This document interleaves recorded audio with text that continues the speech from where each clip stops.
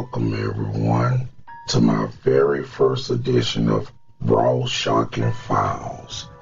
And today I'll be discussing a man more scarier than any boogeyman, meth monster Momo, 2,000-year-old granny, or Bloody Mary. The list goes on and on. It's none other than crazed religious fanatic social justice warrior Jim Jones.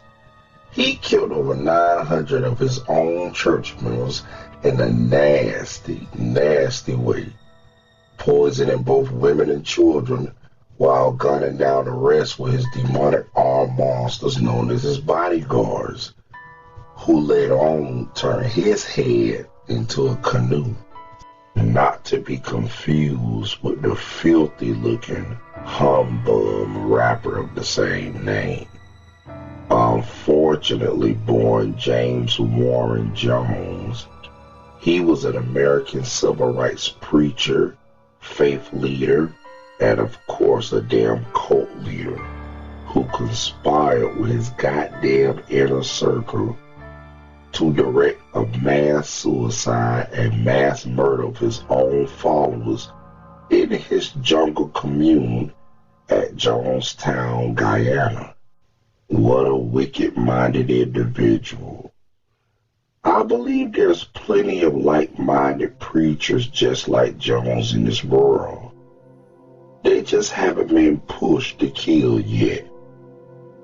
Meth head Momo and Bleeding Gums Granny ain't got nothing on ex-pastor Jim Jones. He's the biggest monster of them all.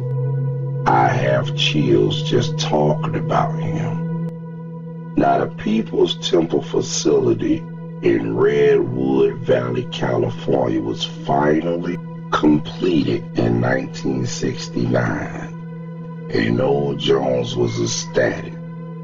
This was the beginning of his empire, and as one of the survivors in the docuseries says, he was building an empire all for himself.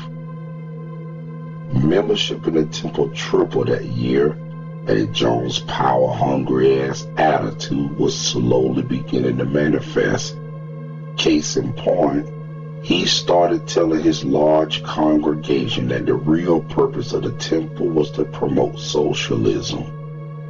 Jones' paranoia started seeping out slowly and started handing out wine glasses. They were all later told that the wine was straight up poison. Everybody freaked out, but it was a joke at that time.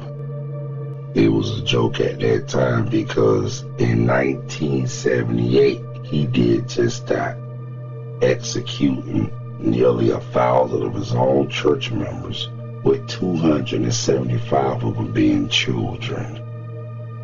That's why it's important not to rely so much on religious leaders, because you don't know how their mind is. Who only see a utopia that others can't see. He was destined by Satan and his girlfriend to appoint the sadistic reverend over hundreds of spiritual hopefuls looking for a revival, only to experience death. Jim Jones, you was always a monster to me. Every time I hear more and more stories of you and your maniacal deeds, I grab my stomach in disgust just thinking about it. Well, now you back home with Satan where you belong. He would also hold brutal beat-down sessions in his church with his own parishioners stomping each other clean out. But calling him a monster would be too nice. Jones made his father Satan extremely proud. He and his co-conspirators injected babies, elderly people, anybody with syringes laced with powdered soft drinks with strychnine poison. And it was called Flavor Aid. Jones made his father Satan extremely proud. Now others were shot or stabbed that day, but you died before sundown. Jim Jones himself was smoked in his head by a single bullet wound to the cranium, causing instant death. Ain't God good?